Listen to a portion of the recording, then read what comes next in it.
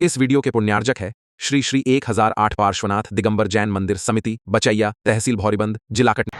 कुछ ऐसा नया हो, यहां कुछ एक ऐसी चीज बने, भले वो आरसीसी की बन रही, लेकिन एक डिजाइन ऐसी बने, आज आरसीसी की बनाओगे, कल वही पाषाण की नकल हो जाएगी। और एक ऐसा रूप बने यहां पर, सबसे बड़ा काम तो ये बने यहां रेलवे ट्रक पे मैं 3-4 दिन से जा रहा हूं बस, और सबसे बड़ा ट्रक है यहां, ट्रैफिक रोड। हर व्यक्ति को मैं चाहता हूं कि दिगंबरत्व का दर्शन हो और शांतोदय की पहचान हो, और हर व्यक्ति ट्रेन में जाकर भगवान का दर्शन करे।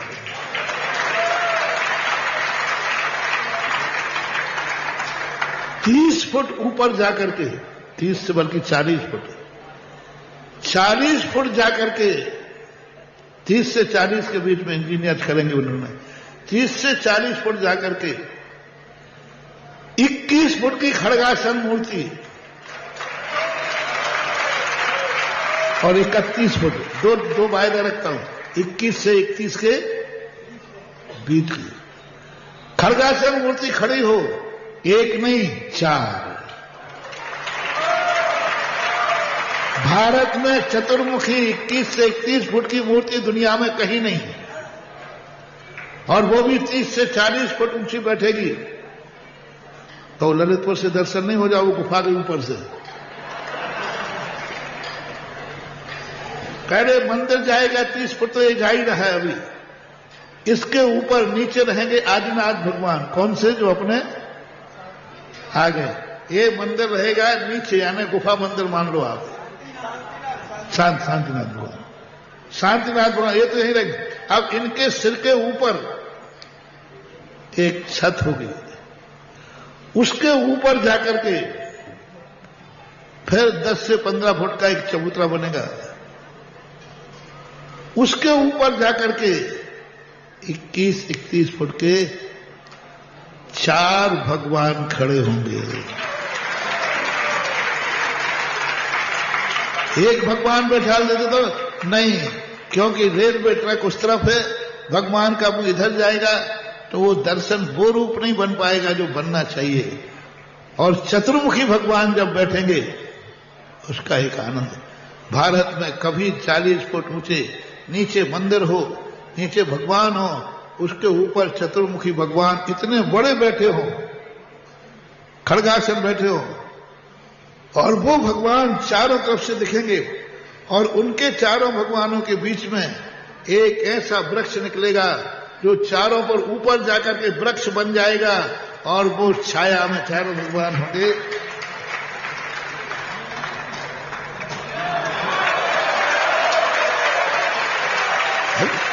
अपने पास सैंपल है, क्या बात हुई?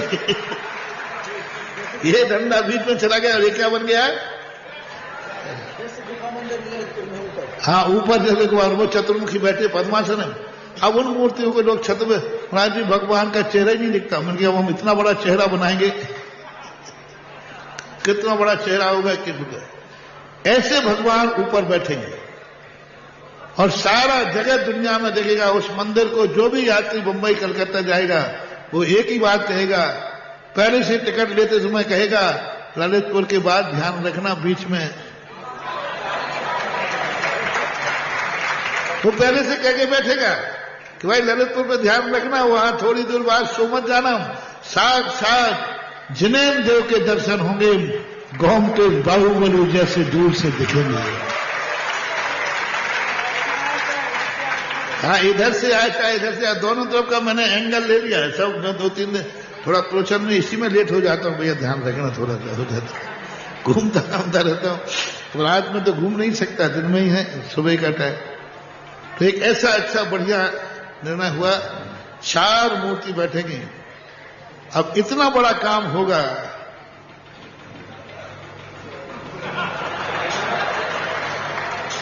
बहुत बदमाश आदमी फोकट में कराना चाहेगा। कितना बड़ा काम होगा। मैं ये बात आज बताना चाहता था प्रवचन में।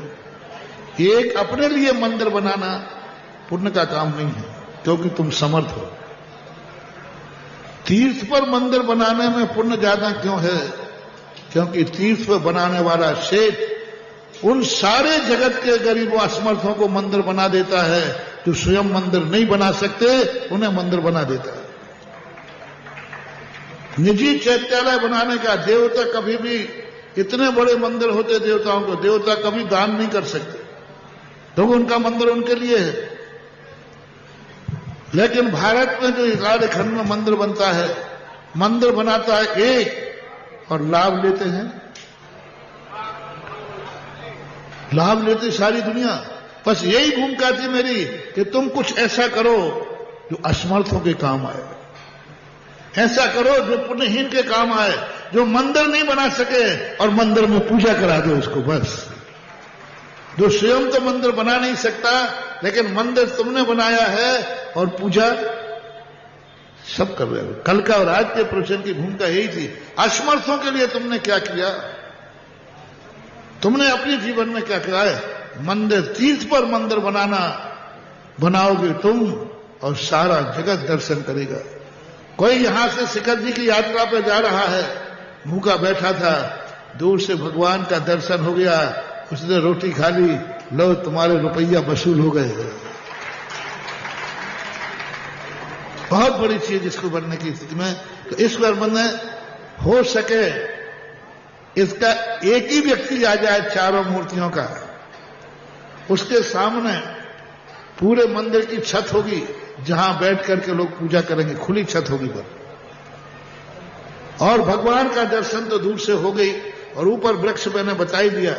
ऐसा एक व्यक्ति यदि आता है तो मेरा, तुम्हें मालूम है कि मैं आजकल थोक व्यापारी हो गया हूं, पर एक नहीं आ जाए तो पर चार आ जाए, चार से कम नहीं आवे, चार से कम नहीं, क्योंकि चार मूर्तियों के चार ही मालिक रहते हैं, और एक आ जाए तो सर्वश्रेष्ठ है। ये कार्य मां तुम्हारे लिए बता रहे। फिर अभी दूसरा कार्य एक और है जो बहुत अच्छा, वो भी है, इसके लिए 2 मिनट में बोल करके फिर दूसरा बताता हूं। चलिएगा, देखिएगा, सबसे बड़ी बात यह है कि ट्रेन में हजारों लोग निकलेंगे, जैन भी निकलेंगे, जैनेतर भी निकलेंगे। जब जैनी दर्शन करने खड़ा होगा तो जैनेतर भी आके खड़ा हो जाएंगे। ऐसी क्या बात है भाई, ऐसी क्या विशेषता है? और अब उन विचारों को सोचो कि वो लोग दर्शन करेंगे, और दर्शन करने, देखो ऊपर नहीं आएंगे कोई लोग। ये सैदपुर सौदन परिवार, सैदपुर समाज से, सकल देवा समाज सैदपुर से द्रव्य लेके आए, वहीं के वहीं नीचे, ऊपर नहीं आएंगे। मछुआ ध्यान रखना, समझबद्ध कर रहे हैं तरफ। ये बुंदेलखंड की परंपरा, जोरदार ताली बजाएं। और बात कर रहे हैं हम चतुर्मुखी भगवान की। अगर बीना से ट्रेन चलेगी तो आदमी सजग हो जाएगा, ललितपुर से ट्रेन चलेगी तो आदमी सजग हो जाएगा, क्योंकि चांदपुर जहाज के मूल नायक शांतिनाथ के ऊपर चतुर्मुखी भगवान जब विराजमान होंगे, महाराज जी ने कहा कम से कम 21 होगी, कोशिश की जाएगी 31 तक की, लेकिन 21 तो कंपलसरी है कि 21 तो फाइनल रहेगी। ऐसे चतुर्मुखी भगवान जिसमें कम से कम 7-8 फुट चौड़ा तना होगा, ऊपर जाके कल वृक्ष होगा, कल वृक्ष से ऊपर से छत्र निकलेगा जो भगवान के ऊपर त्रय छत्र स्थापित करेगा। ऐसी अलौकिक प्रतिमाओं को विराजमान करने का सौभाग्य जिसे अर्जित करना हो, एक एक प्रतिमा के दातार, चाहे वो इधर हो, चाहे इधर हो, चाहे इधर हो, चाहे इधर हो, चतुर्मुखी भगवान इसलिए विराजमान किए जाते हैं कि चारों दिशा में सुभिक्षित हो जाए, कहीं भी कोई दरिद्र ना हो, कोई रोगी ना हो, शोकी ना हो, सारे गांव, पूरा इलाका सुख शांति समृद्धि भर जाए। तो जिन लोगों को प्रतिमा विराजमान करना हो, 111 कलश में एक एक प्रतिमा विराजमान कर सकते हैं। जीवन में इससे बड़ा मौका दोबारा मिलने वाला नहीं है। हम चाहें तो अपनी लक्ष्मी का उपयोग करें, और सबसे पहले प्रथम प्रतिमा विराजमान करने की भावना लाएं। और अगर कोई सामूहिक में पूरा करना चाहे तो भी कोई बात नहीं, हमने तो छोटा सा अवसर गुरुदेव के आशीर्वाद से दिया है। चारों यदि एक ही व्यक्ति आए तो 4 गया। हाँ, चारों एक साथ आए तो 4 44 की जगह 4 में काम हो जाएगा। 44 कैश डिस्काउंट। देखो, होलसेल व्यापार में, रिटेल व्यापार में तो अंदर ही, रिटेल आएगा तो 111, होलसेल में आएगा तो 401 में भी काम हो जाएगा। लेकिन व्यवस्था आपको बनानी है, बहुत जल्दी से जिसके भाव हो दे देना, क्योंकि गुरुदेव के मुख से निकला है तो कोई ना कोई भक्त तो इस संसार में जन्म ले चुका है, अभी नहीं तो शाम तक आ जाएगा। मैंने कई बार कहा कि मैं कभी बोलता नहीं हूं, कोई ना कोई मुझसे बुलवाता है और मेरे मुख से निकला है तो इसका कहीं ना कहीं उसका जन्म हो चुका है और होगा उसी, क्योंकि मैं जितना भी बोलता हूं ये सब सामने वाले का पुण्य बुलवाता है। कितनी बड़ी शक्ति भारत में पुण्य, जैसे गोमतेज बाहुबली कई किलोमीटरों से दूर से दिखते हैं, ऐसे ही शांतोदय के शांतिनाथ कई किलोमीटर दूर से दिखेंगे और कहेंगे कि कोई चीज है। तो ये बहुत कई मंदिर बना लेना, लेकिन ये जो कल्पना आई है ये बहुत बड़ी चीज है। दूसरा, अब यहां ऐसी 24 वो छेदपाल वाली नहीं, अभिनंदन वाली, वो अलग है, ये अलग है। ऐसी बनेगी कि 3 के अंदर ऐसा मंदिर, अभी तक मैंने भी पहला नक्शा पास कर रहा हूं, अभी तक मैंने बहुत 24 बनाई, ऐसी 24 नहीं होगी जिसमें 3 गर्भालय होंगे, बीच में मंडप होगा। ये तो बन रहे और कहीं नहीं, उसमें भी 3 होगा। यानी मंदिर में जाओगे तब 2 नहीं मिलेगा, 3 मिलेगा और हर मंदिर इंडिविजुअल होगा और सबकी शिखर होगी, सामरण होगा, मंडप होगा और व्यक्ति अपने मंदिर में खुद जाकर के स्वयं पूजा करेगा। बीच में ये भगवान बैठेंगे जो अभी बैठ गए ना शांतिनाथ, इसके दोनों तरफ अलग ढंग का वो नक्शा नहीं है, यहां लेना अलग ढंग का एक नक्शा बन के आ रहा है। और लेकिन ये है आरसीसी में, इसलिए सस्ता है। जो पाषाण का मंदिर, यही मंदिर जो बन रहा है देवगढ़ में बन रहा है, तो 71 कलश का एक है। और क्योंकि वो पाषाण का है, चूंकि यहां पर अभी शुरुआत आरसीसी की हुई है, तो आरसीसी का मंदिर बनेगा, यानी कमरा जैसे बनते हैं ना छत ढल करके, गर्भालय। हाँ, तो गर्भालय रहेगा, श्रृंगार चौकी रहेगी, मंडप रहेगा, वेदी रहेगी, बेदी और मूर्ति कम से कम 51 इंची से कम मूर्ति तो हो, जैसे अपने क्षेत्र अभिनंदनोदय की बीच की। हाँ, तो ऐसे बनने वाला हो तो ऐसे व्यक्तियों के लिए 3 बन रहा है, उसकी राशि के लिए आप घोषणा करें। देखो, एक मंदिर में 3 मंदिर समाहित कैसे, बहुत सुंदर कल्पना है। एक गर्भालय इधर, एक गर्भालय इधर, एक गर्भालय इधर और बीच में एक विशाल मंडप होगा जिसमें तीनों गर्भालय मिल होंगे। तीनों गर्भालय की बेदी आपकी होगी, शिखर सावरण आपका होगा और आपके द्वारा बनाई गई बेदी पर, सुंदर कमल पर सुंदर भगवान विराजमान होंगे। ऐसा एक मंजिल, फिर उसके ऊपर दूसरा मंजिल, उसके ऊपर तीसरा मंजिल, जिसको बोलते हैं 3 ये मूलनायक भगवान के सामने 3 होगा। अगर तुमने देखा हो कोटा दादावाड़ी का पुण्योदय का मंदिर, वो 3 वाला है, लेकिन उसमें बेदी सिंगल है। इसमें 3 गर्भालय इंडिविजुअल सुरक्षित मंडप के साथ, शिखर के साथ, सावरण के साथ बनेंगे, जिसमें मूर्ति आपकी होगी, बेदी आपकी होगी, गर्भालय आपका होगा, सावरण आपका होगा और नाम भी आपके दादा का और आपका लिखा होगा। तो ये मौका मिला है 21 किलो में एक 24 का अपना नाम। आज बहुत खुशी है कि पहली मूर्ति जो बैठाने का, जो इस क्षेत्र के लिए सबसे पहले मंदिर बनाने वाले दातार को लाने वाला पहला शख्स था, जो आपका सौधर्मेंद्र है। अभी नाम नहीं लूंगा सौधर्मेंद्र, क्योंकि धन कुमार वकील साहब थे, अभी तो सौधर्मेंद्र है देवराज इंद्र ने। और आज मुझे खुशी है कि ऊपर भगवान की 4 प्रतिमाओं में से एक प्रतिमा सौधर्म इंद्र परिवार बैठा। जय हो, जय हो, जय हो।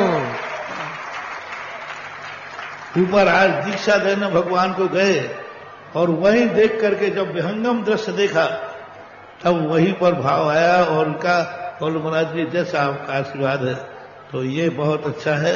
अब 3 मूर्ति और बची है। कोई अच्छा भक्त और जो शांतोदय के प्रति हमेशा से चिंतित समर्पित रहा है, ये सौभाग्य उसे ही मिले तो बहुत अच्छा है। क्योंकि जिनकी मेहनत पसीना होता है, पुरस्कार उन्हें ही मिलना चाहिए भगवान विराजमान करने का। लेकिन कोई फिर बाहर का आएगा तो मैं किसी को रोक नहीं सकूंगा, पहला पहले ही रहेगा, जो पहले आएगा वो पहले आ जाएगा। तो ये बहुत बड़ी, इतनी बड़ी खड़गासन मूर्ति 25 फुट ऊंचा, 40 फुट ऊंचाई पर, फिर उसके ऊपर कमलासन होगा, कमल पर एक खड़ी होगी इतनी बड़ी मूर्ति। बहुत बड़ी रूप है, बहुत अच्छा। देखे महानुभाव, बहुत और दूसरी चीज है कि यहाँ से 24 का रूप जो यहाँ बनाया है ललितपुर का अलग है। यहाँ पैटर्न आया है एक मंदिर 3 मंजिल का होगा, एक ही 24 का मंजिल 3 मंजिल का होगा और उसके अंदर 3 मंजिल में